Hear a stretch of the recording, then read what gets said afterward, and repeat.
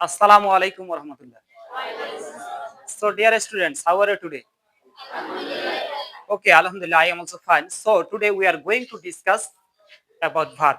তো আজকে আমরা ভার সম্পর্কে আলোচনা করতে যাচ্ছি।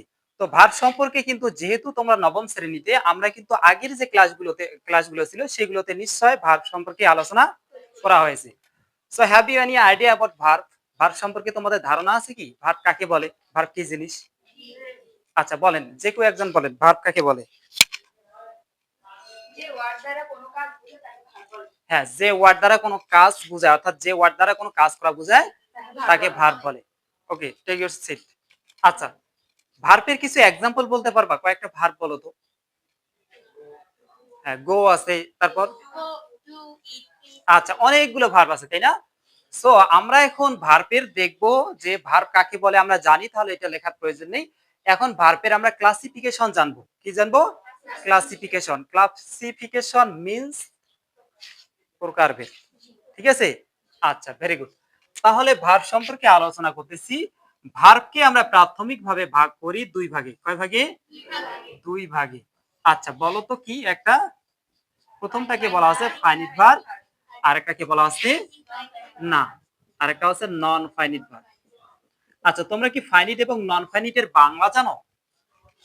ফাইনিট ভার্বের বাংলা হচ্ছে সমাপিকা ক্রিয়া। ফাইনিট ভার্বের বাংলা কি? সমাপিকা ক্রিয়া। আর নন ফাইনিট ভার্বের বাংলা হচ্ছে অসমাপিকা। তাহলে এটা হচ্ছে সমাপিকা আর এটা হচ্ছে অসমাপিকা। ঠিক আছে? তাহলে সমাপিকা বলতে হচ্ছে যে ভার্বগুলো সেন্টেন্সের অর্থকে পরিপূর্ণ করে। যে ভার্বগুলো সেন্টেন্সের অর্থকে পরিপূর্ণ করে। তোমাকে প্রশ্ন জিজ্ঞাসা করা হতে পারে যে ফাইনিট ভার্ব কাকে বলে?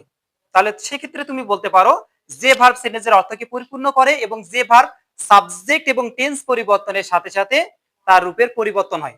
যে ভার্বগুলোর কি হয়? রূপের পরিবর্তন হয়। কখন? তুমি যদি সাবজেক্ট পরিবর্তন করে দাও, ওই ভার্বের রূপ পরিবর্তন হবে। যেমন তুমি যদি সাবজেক্ট হিসেবে লেখো আই গো, আমি যাই, আবার এইটাকে যদি তুমি কি করো এখন কন্টিনিউয়াস টেন্স করো, ঠিক আছে? কন্টিনিউয়াস টেন্স যদি করো তাহলে কি হবে? I am going, I am going. তাহলে গো এর সাথে আইএনজি যুক্ত হয়ে রূপ পরিবর্তন করছে। এখন যদি প্রেজেন্ট ইনডিফিনিট টেন্সের ওই জায়গাতে আমরা জাস্ট হচ্ছে সাবজেক্টটাকে পরিবর্তন করে আই এর পরিবর্তে হি দেই, তাহলে হিটাকে বলা হয় থার্ড পারসন সিঙ্গুলার নাম্বার। তাহলে গ্রামাটিক্যাল একটা রুলস আছে যে ওই রুলে বলা আছে কি যে থার্ড পারসন সিঙ্গুলার নাম্বার যদি হয় এবং টেন্স যদি প্রেজেন্ট ইনডিফিনিট হয় তাহলে ভার্বের সাথে এস বা ইয়ে যুক্ত হবে। যখনই তুমি বলবা হি, হির সাথে তখন আর গো বলা যাবে না, তখন বলতে হবে হি গোস। তাহলে রূপের পরিবর্তন ঘটছে? ঘটছে, ভেরি গুড। আর ঠিক একই ভাবে নন ফাইনিট ভার্বটা যে ভার্ব হচ্ছে সেন্টেন্সের অর্থকে পরিপূর্ণ করতে পারে না একাই এবং কি করে এবং যার রূপের কোনো পরিবর্তন ঘটে না, মানে টেন্স এবং যদি সাবজেক্ট তুমি পরিবর্তন করে দাও তাহলে এই ভার্বটার পরিবর্তন হবে না। আচ্ছা, ভেরি গুড। এখন দেখেন ফাইনিট ভার্ব থেকে যে ভার্বটা আসে সেটাকে বলা হয়, একটাকে বলা আছে প্রিন্সিপাল ভার্ব। কি ভার্ব? প্রিন্সিপাল ভার্ব, অথবা আমরা এটাকে আরেক নামে অভিহিত করি, সেটা কি? Main verb. আরেকটি হচ্ছে অক্সিলারি ভার্ব। কি ভার্ব? Auxiliary verb. অক্সিলারি ভার্বের আরেকটা নাম আছে যে নামে আমরা বলে থাকি। অক্সিলারি ভার্বের আরেকটি নাম হচ্ছে হেল্পিং ভার্ব। কি ভার্ব? হেল্পিং ভার্ব, অর্থাৎ যে ভার্বগুলো কি করে? হেল্প করে। আচ্ছা, ভেরি গুড। এখন দেখেন নন ফাইনিট যে ভার্বগুলো আছে, নন ফাইনিট ভার্বগুলো হচ্ছে তিন প্রকার। নন ফাইনিট ভার্বগুলো কয় প্রকার? তিন প্রকার। একটাকে বলা হচ্ছে জিরান্ড, ঠিক আছে? আরেকটাকে বলা হচ্ছে পার্টিসিপল,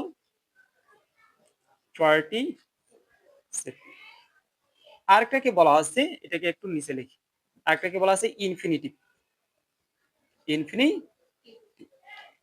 ঠিক আছে? তাহলে দেখো ফাইনিট ভার্ব কয় প্রকার? ফাইনিট ভার্ব হচ্ছে দুই প্রকার। কয় প্রকার? দুই প্রকার। একটা হচ্ছে প্রিন্সিপাল, একটা হচ্ছে অক্সিলারি। নন ফাইনিট কত প্রকার? তিন প্রকার। Very good. এখন দাও প্রিন্সিপাল ভার্ব বা মেইন ভার্ব, এই ভার্বের যদি তোমাকে কেউ সংজ্ঞা জিজ্ঞাসা করে তাহলে তুমি ফাইনিট ভার্বের যে সংজ্ঞা বলেছো ওই সংজ্ঞাটা এখানে বললেই হবে। অর্থাৎ যে ভার্বগুলো কি করে? সেন্টেন্সের অর্থকে পরিপূর্ণ করে এবং যার সাবজেক্ট এবং টেন্স পরিবর্তনের সাথে সাথে যার রূপের পরিবর্তন ঘটে তাকে বলা হয় প্রিন্সিপাল ভার্ব বা মেন ভার্ব।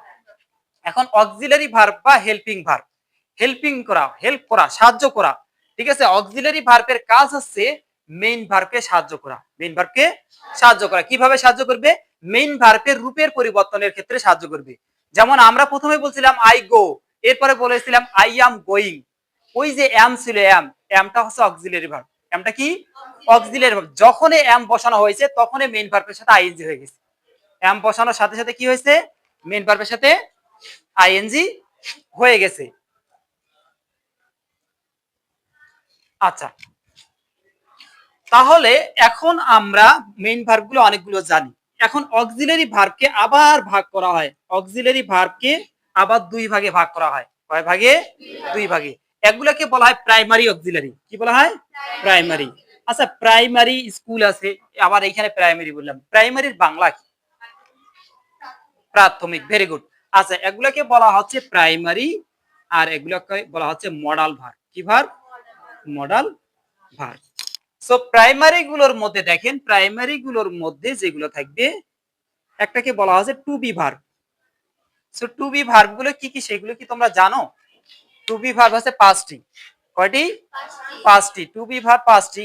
এখন কি কি দেখেন, মনে করেন এই যে প্রথমটা লিখছি, এখন মনে পড়ে এম, ইজ, আর, তারপর was, were. Am, is, are, was, were. এই পাঁচটিকে বলা হয় বি ভার্ব। কি বলা হয়? Be verb. দেখো, মাঝে মধ্যে আমাদের যখন রাইট ফর্ম অফ ভার্ব থাকবে, বক্সের ভিতরে এই ভার্বগুলো দেওয়া না থেকে শুধুমাত্র বি থাকবে।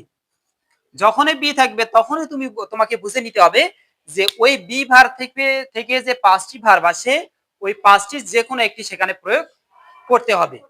আচ্ছা, এই পাঁচটি যে ভার্ব আছে am, is, are, was, were, এই ভার্বগুলোর একটা আইএনজি ফর্ম আছে। কি ফর্ম আছে? আইএনজি ফর্ম আছে। অর্থাৎ তোমাকে যদি কেউ বলে যে এম এর আইএনজি ফর্ম করে আমাকে দেখাও, অথবা ইজ এর আইএনজি ফর্ম করে আমাকে দেখাও, অথবা ওয়াজ বা ওয়ার এর আইএনজি ফর্ম করে দেখাও। এখন কেউ যদি হচ্ছে এম এর ক্ষেত্রে বলে, যদি করে এমিং আইএনজি, তাহলে কিন্তু ভুল হবে। দেখো, যে কোনো ভার্বের সাথে আইএনজি করতে গেলে তার বেস মানে ভিত্তি, যেখান থেকে ভার্বটা শুরু সেখানে ফিরে যেতে হয়। যেমন এখানে বেস কোথায় শুরু হয়েছে, মানে কোথা থেকে উৎপত্তি? বি থেকে। কি থেকে? বি থেকে। তাহলে এই পাঁচটি ভার্বের আইএনজি তোমাকে করতে দিলে এই ভার্বগুলোর সাথে আইএনজি না করে, এইগুলো যেখান থেকে উৎপত্তি, যেখান থেকে উৎপত্তি বি থেকে উৎপত্তি, তাহলে তখন তুমি কি করবা? ওই যে বির সাথে আইএনজি করে দিবা। ঠিক আছে? আচ্ছা, এখন দেখেন, একটা ভার্বের সাধারণত তিনটা ফর্ম আমরা করি। একটা প্রেজেন্ট, একটা পাস্ট, একটা পার্টিসিপল। Present, past, participle. এখন তোমাকে যদি বলে এই পাঁচটি তুমি পার্টিসিপল করে দেখাও, তখন আবার তুমি বিয়ে ফিরে যাবা। বিয়ে ফিরে গিয়ে তার সাথে একটা কি ইএন দিবা, বিন। তাহলে এই পাঁচটি ভার্বের আইএনজি ফর্মকে কি বলা হয়? বিং। আর পার্টিসিপল ফর্মকে কি বলা হয়? বিন বলা হয়। Very good. আচ্ছা, এরপরে verb to do. So do verb কয়টি জানা আছে তোমাদের? ডু ভার্ব আছে তিনটি। ডু ভার্ব কয়টি? তিনটি। এখন তিনটি কি কি বলো? তিনটি কি কি বলো? ডু ভার্ব যে তিনটি আছে সেই তিনটি কি কি? ডু ভার্ব তিনটি হচ্ছে ডু, একটা ডু, ডু, ডাস এবং ডিড। তাহলে ডু ভার্ব কয়টি? তিনটি। একটাকে বলা আছে ডু, একটাকে ডাস, একটাকে ডিড। আচ্ছা, এরপরে আছে to have. So have verb আছে তিনটি। কয়টি? তিনটি। একটা আছে হ্যাভ, একটা আছে হ্যাজ, আর একটা আছে হ্যাভ।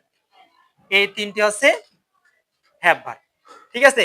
তাহলে একটা আমরা পাইলাম কি টু ভার্ব, অর্থাৎ to be verb, do verb এবং হ্যাভ ভার্ব। এগুলো হচ্ছে প্রাইমারি। এখন মডাল। ঠিক আছে? মডাল অক্সিলারি গুলো তোমরা দুই একটা বলতে পারো? আচ্ছা, আমি একটু মনে করিয়ে দেই। যেমন ক্যান আছে, এখন মনে পড়ে can, could.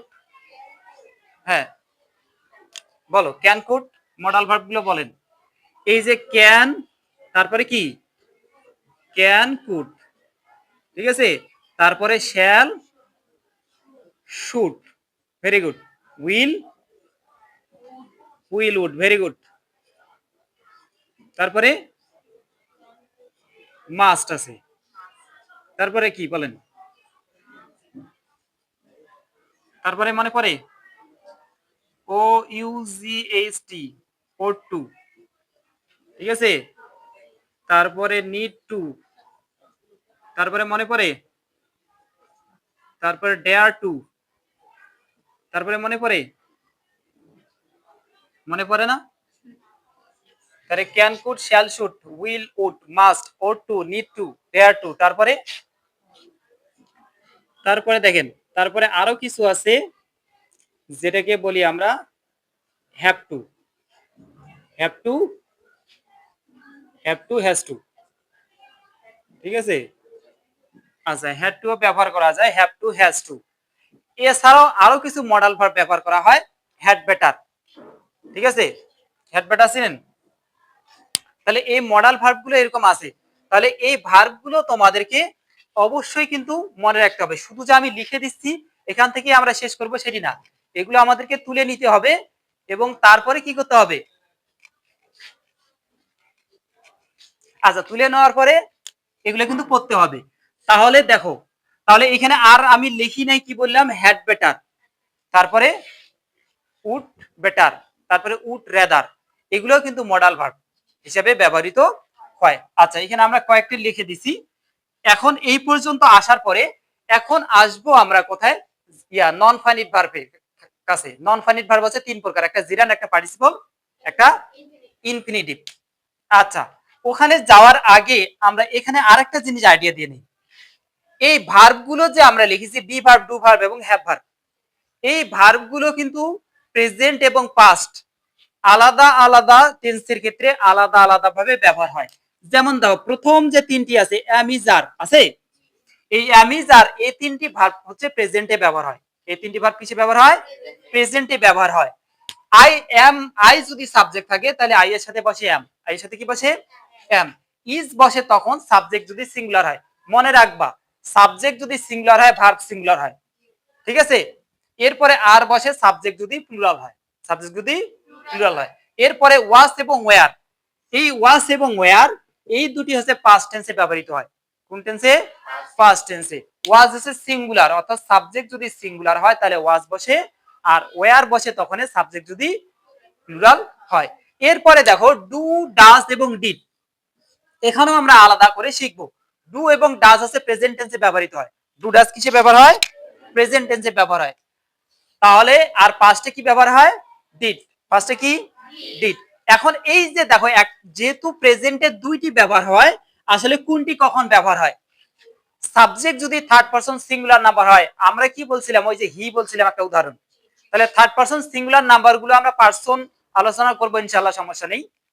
Third person singular number গুলো হচ্ছে হি, সি, ইট, মানে আইটি ইট, অথবা সিঙ্গুলার যদি কোনো নাউন বসে তাহলে সেক্ষেত্রে এগুলাকে বলা হয় থার্ড পারসন সিঙ্গুলার নাম্বার। ঠিক আছে? গ্রামারের ক্ষেত্রে এই থার্ড পারসন সিঙ্গুলার নাম্বারের কথাটা প্রায় জায়গায় এসে কিন্তু আলোচনায় চলে আসে।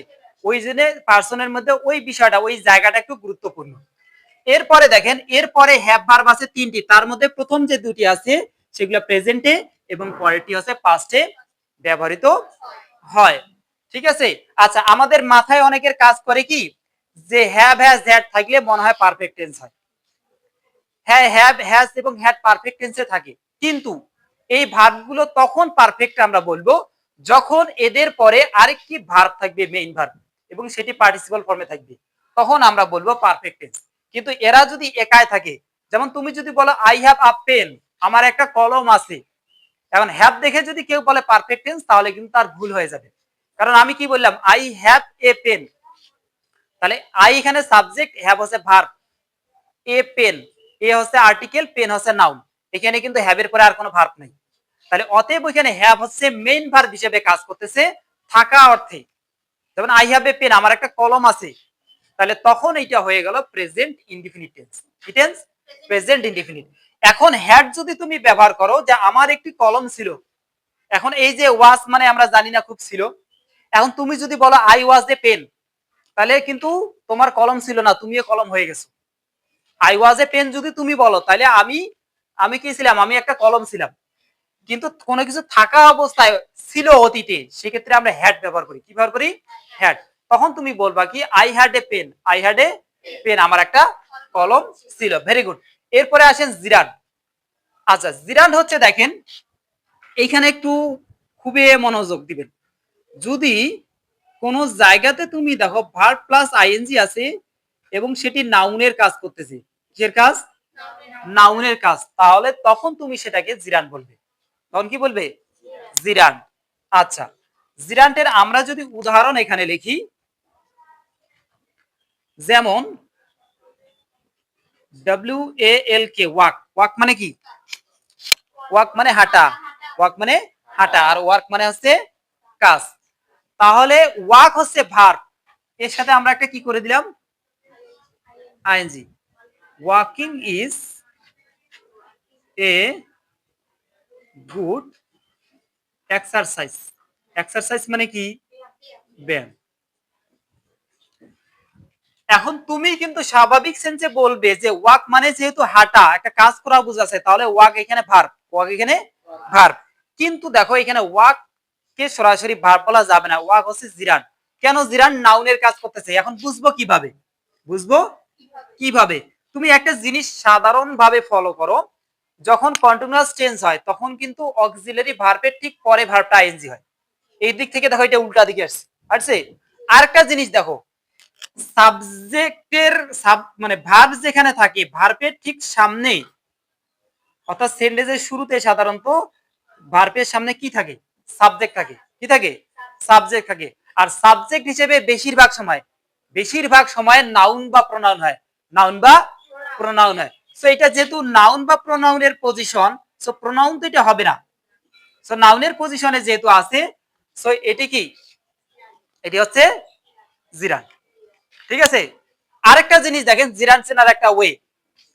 জিরান তখনই তুমি বলতে পারবা যদি দেখো যে ভার্বের সাথে আইএনজি যুক্ত হয়ে এটা কোনো চলমান জিনিসকে বোঝাচ্ছে না, চলমান জিনিসকে বোঝাচ্ছে না। যেমন এইখানে কিন্তু কেউ হাঁটতেছে, এটা বোঝাচ্ছে না। এখানে হাঁটা একটা যে জিনিস, সেটা যে ভালো ব্যায়াম, সেই কথাটাই কিন্তু বলা আছে যে walking is a good exercise. Walking is a good exercise, তাহলে ওটা একটা নির্দিষ্ট একটা বিষয় হয়ে গেছে। কিন্তু তুমি যদি বলো I am walking, I am walking, তাহলে ওইখানে কিন্তু আর এটা কি জিরান নয়, কারণ এটা একটা চলমান, গতি বুঝাচ্ছে। কি বুঝাচ্ছে? গতি বুঝাচ্ছে। এই যে এখানে একটা পার্টিসিপল লিখছি না, পার্টিসিপল কিন্তু তিন প্রকারের মধ্যে একটা আছে প্রেজেন্ট পার্টিসিপল। তো প্রেজেন্ট পার্টিসিপল ও ভার্বের সাথে আইএনজি যুক্ত হয়। কিন্তু প্রশ্ন হইলো যে এইখানে ভার্বের সাথে আইএনজি যুক্ত হচ্ছে, প্রেজেন্ট পার্টিসিপলও যুক্ত হচ্ছে, তাহলে আমরা আলাদা করব কিভাবে যে কোনটা জিরান্ড হবে, কোনটা পার্টিসিপল হবে? পার্টিসিপল মূলত অ্যাডজেক্টিভ। পার্টিসিপল কি? অ্যাডজেক্টিভ। তাহলে অ্যাডজেক্টিভের সংজ্ঞা তো আমরা জানি। অ্যাডজেক্টিভ কাকে বলে? যে ওয়ার্ড দ্বারা, হ্যাঁ, নাউন বা প্রোনাউন সম্পর্কে অতিরিক্ত তথ্য দেয়, অর্থাৎ কি নাউন বা প্রোনাউনের দোষ, গুণ বা অবস্থা বোঝায়, বা সংখ্যা বোঝায়, পরিমাপ এগুলো বোঝায়। তাহলে যখনই বলা হচ্ছে আই এম ওয়াকিং, তার মানে আমার একটা অবস্থা বোঝাচ্ছে। আই এম ওয়াকিং, আমি হাঁটতেছি। যেমন এখন আমি কি করতেছি? I am talking or you are listening, অথবা কি তোমরা শুনতেছো, তার মানে একটা কি বোঝাচ্ছে? তোমার একটা অবস্থা বুঝাচ্ছে। কি বুঝাচ্ছে? অবস্থা বুঝাচ্ছে। এবং চলমান জিনিস, তুমি শুনতেছো, আমি কথা বলতেছি, আমি হাঁটতেছি, তারা হাসতেছে, তারা লিখতেছে, তারা পড়তেছে, তারা ঘুমাচ্ছে, তাহলে এটা কিন্তু অবস্থা বুঝাচ্ছে এবং চলমান একটা প্রসেস বুঝাচ্ছে। তখন তুমি কি জিরান না বলে সেটাকে বলবা প্রেজেন্ট পার্টিসিপল। তাহলে এইখানকার একটা পজিশন, আরেকটা জিনিস আছে, এটা চলমান বুঝাচ্ছে না।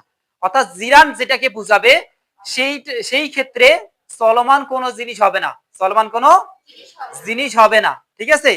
আর পার্টিসিপল হলে চলমান জিনিস বুঝাবে। এখানে বুঝো নাই কি? যারা বুঝো নাই তারা আমাকে প্রশ্ন করো কোন জায়গাতে বুঝো নাই।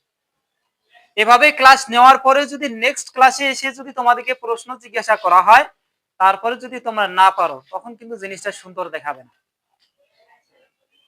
সে এখনই তোমরা আমাকে প্রশ্ন জিজ্ঞাসা করো যে কোন জায়গায় তোমরা বুঝো নাই, কারণ তোমাদেরকে বোঝানোর জন্যই এত কথা, এত বিস্তারিত কথা আলোচনা হচ্ছে, যাতে জিনিসগুলো দেখো এখানে বোঝাচ্ছি, যাতে নেক্সটে তোমাদের দেখো এই যে ভার্ব গুলো আছে, তোমরা এখন নবম শ্রেণীতে আছো, দশম শ্রেণীতে উঠবা, সেখানেও ভার্বের প্রয়োজন আছে। তুমি ইন্টারমিডিয়েট লেভেলে উঠবা, সেখানেও তোমার ভার্বের প্রসঙ্গ চলে আসবে। ইভেন তুমি অনার্স লেভেলে যাবা, সেখানেও যদি তোমার ইংলিশ থাকে, তাহলে সেখানেও তোমার এই যে ভার্বের জিনিসটা আসবে। সো এই জিনিসগুলো যদি আমরা ছোট ক্লাস থেকে ক্লিয়ার করে নেই, তাহলে বড় ক্লাসে গিয়ে কিন্তু আমাদের আর সমস্যা ইনশাল্লাহ হবে না। এখন যদি কোনো প্রশ্ন থেকে থাকে, তাহলে আমাকে প্রশ্ন জিজ্ঞাসা করতে পারেন। আচ্ছা, বুঝছেন, আবার বুঝাই দিতে হবে নাকি? আচ্ছা, তাহলে দেখেন কোন জায়গাতে একটা স্পেসিফিক কোন জায়গা আছে যে এই জায়গাতে তুমি বুঝো নাই? হ্যাঁ, আচ্ছা, প্রথম থেকে বুঝাতে হবে নাকি? আচ্ছা, তাহলে প্রথম থেকে বলতে হচ্ছে ফাইনাইট ভার্ব আছে সমাপিকা ক্রিয়া, এটা সংজ্ঞা আমি বলছিলাম, যে ক্রিয়া বা যে ভার্ব সেন্টেন্সের অর্থকে পরিপূর্ণ করে, এরপরে কি করে? সাবজেক্ট এবং টেন্স পরিবর্তনের সাথে সাথে যার রূপের পরিবর্তন ঘটে তাকে সমাপিকা ক্রিয়া বলে। সমাপিকা ক্রিয়া বা ফাইনাইট ভার্বকে আমরা ভাগ করি দুই ভাগে। কয় ভাগে? দুই ভাগে। একটাকে বলা হচ্ছে প্রিন্সিপাল, একটাকে বলা হচ্ছে অক্সিলারি। এগুলার আরেকটা নাম আছে মেইন ভার্ব, আর ওইটার আরেকটা নাম আছে হেল্পিং ভার্ব। তাহলে প্রিন্সিপাল ভার্বের সংজ্ঞা হচ্ছে ফাইনাইট ভার্বের যে সংজ্ঞা আছে সেরকমই। অক্সিলারি ভার্ব মানে হেল্পিং ভার্ব, এই ভার্বগুলো মেইন ভার্বকে তার রূপ পরিবর্তনের ক্ষেত্রে সাহায্য করে। Very good.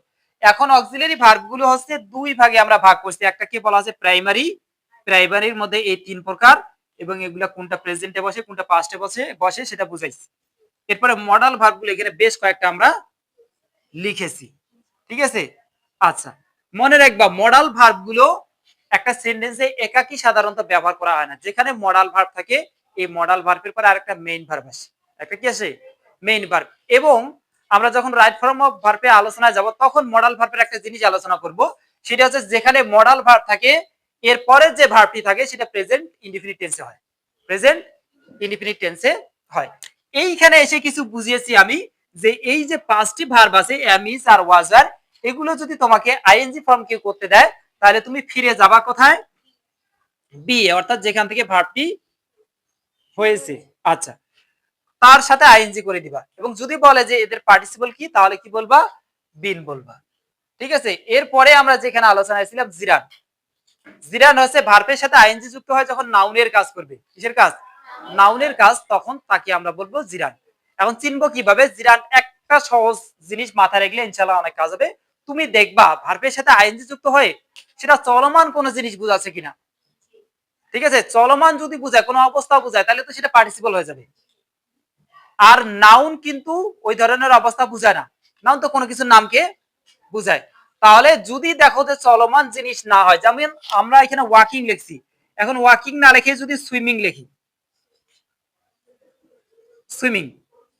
এখন যদি তুমি বলো I am swimming, I am swimming, আমি সাঁতার কাটতেছি, তার মানে কি তোমার একটা অবস্থা বুঝাচ্ছে। এখন কি এটা কি চলমান বুঝাচ্ছে? এটা কি জিরান হবে? হবে না। জিরান হতে গেলে কি স্থির একটা জিনিস বুঝাবে। বুঝাবে স্থির জিনিস। এখন যদি তুমি এইটাকে আবার তৈরি করো, swimming is suitable, suitable for all, swimming সবার জন্য সুইটেবল, উপযুক্ত। তাহলে এখন কিন্তু কেউ সাঁতার কাটতেছে সেটি বোঝাচ্ছে না, সুইমিং একটা নির্দিষ্ট জিনিস, সেই জিনিসটাকে বোঝাচ্ছে। বুঝতে পারছেন? আচ্ছা, এই হলো তোমাদের এই পর্যন্ত আলোচনা। আমরা আগামী ক্লাসে ইনশাআল্লাহ কি করব? পার্টিসিপল এবং ইনফিনিটিভ। আচ্ছা, আমরা পার্টিসিপল যেহেতু তিন প্রকার, একটাকে প্রেজেন্ট, পাস্ট এবং পারফেক্ট বলে, আমরা ওই আলোচনাটাতে পরে আসব। তার আগে একটা জিনিস দেখো, আমি কিন্তু জিরান্ড আলোচনা করতে গিয়ে পার্টিসিপল একটা জিনিস নিয়ে আসছিলাম, প্রেজেন্ট পার্টিসিপল। ভার্বের সাথে আইএনজি যুক্ত হয় যখন অ্যাডজেক্টিভের কাজ করে, তখন সেটাকে বলা হয় কি? Present participle. এবং প্রেজেন্ট পার্টিসিপল চেনার ওয়ে কিন্তু বলছি যে চলমান কোন জিনিস বুঝাবে। আচ্ছা, পাস্ট পার্টিসিপল আমরা জানি, পাস্ট পার্টিসিপল হচ্ছে ভার্বের 3 নাম্বার ফর্ম, যেটা আমরা বলি প্রেজেন্ট পাস্ট পার্টিসিপল, ওইটাই হচ্ছে। আর যেটা হচ্ছে পারফেক্ট পার্টিসিপল, সেটা হচ্ছে সেই জায়গাতে প্রথমে হ্যাভিং আসবে, হ্যাভিং এর পরে পার্টিসিপল। আমরা লিখবো, প্রয়োজন আমরা এখনই লিখবো। আমরা ইনফিনিটিভটাকে আগে ক্লিয়ার করে নেই। দেখো, টু এর পরে যখন ভার্বের V1, মনে রাখবা একটা ভার্বকে আমরা V1 মানে আছে ভার্বের প্রেজেন্ট ফর্ম, V2 মানে পাস্ট, V3 মানে পার্টিসিপল।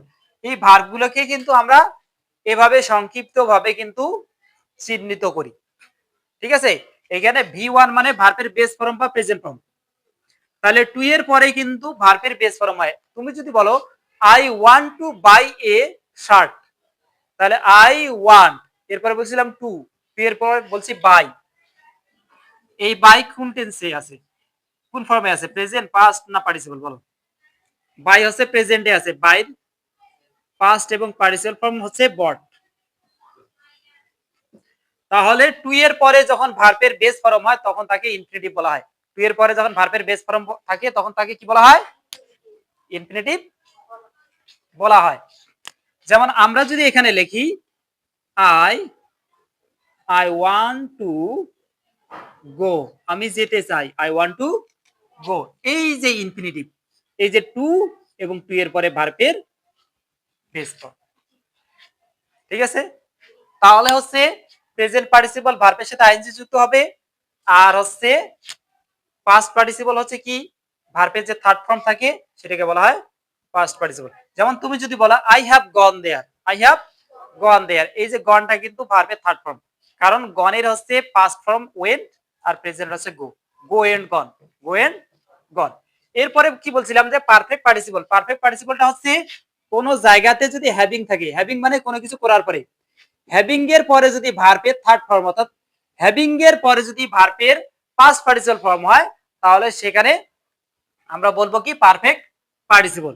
যেমন তুমি যদি বলো having having finished, having finished my, having finished my lesson, ঠিক আছে, having finished my lesson I took meal, আমার পড়া শেষ করার পরে আমি আহার গ্রহণ করেছিলাম বা খাবার খেয়েছিলাম। এই যে হ্যাভিং এর পরে যখন পার্টিসিপল ফর্ম আমরা ব্যবহার করি তখন সেটাকে বলা হয় পারফেক্ট পার্টিসিপল। এই যে তোমাদের কিন্তু মোটামুটি পুরো শেষ। এখানে কিন্তু প্রিন্সিপাল ভার্বের এখানে আরেকটু আলোচনা আছে, ঠিক আছে, প্রিন্সিপাল ভার্বের কিন্তু এখানেই শেষ নয়, প্রিন্সিপাল ভার্বের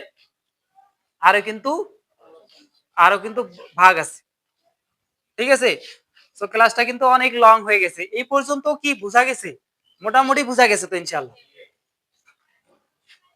তাহলে ইনশাআল্লাহ আগামী ক্লাসে আমরা প্রয়োজনে কি মানে প্রিন্সিপাল ভার্বের আরো যে ভাগ আছে সেই ভাগগুলো অবশ্যই ইনশাআল্লাহ আলোচনা করব, কারণ ওটা তোমাকে অবশ্যই কি জানতে হবে এবং জানতে লাগবে, ঠিক আছে।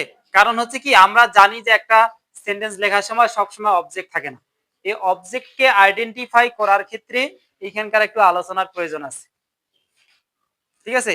যেমন এই ভার্বটা হচ্ছে দুই ভাগে ভাগ করা যায়, একটাকে বলা হয় ট্রানজিটিভ ভার্ব, একটাকে বলা হয় ইনট্রানজিটিভ ভার্ব। ট্রানজিটিভ ভার্ব আছে যে ভার্বগুলোর পরে অবজেক্ট থাকে সেটাকে বলা হয় ট্রানজিটিভ ভার্ব, আর যে ভার্বগুলোর পরে অবজেক্ট থাকে না তাকে বলা হয় ইনট্রানজিটিভ ভার্ব। এটা কিন্তু এইখানকার আলোচনা, তাহলে ওই জিনিসটা একটু মোটামুটি বলা হলো, এবং ওইখান থেকে আরো ভার্বের উৎপত্তি আছে, তবে ওই পর্যন্ত আপাতত আমাদের জানলেই এনাফ, ইনশাআল্লাহ আপাতত কাজ হয়ে যাবে, ঠিক আছে। আচ্ছা, কার কোনো প্রশ্ন আছে? আচ্ছা, প্রশ্ন যেহেতু নাই তাহলে এখন আমাদের কাজ হচ্ছে এগুলো অবশ্যই অবশ্যই লিখে নেওয়া, ঠিক আছে। সো ইনশাআল্লাহ আগামী ক্লাসে দেখা হবে, সবাই ভালো থাকবেন, আসসালামু আলাইকুম।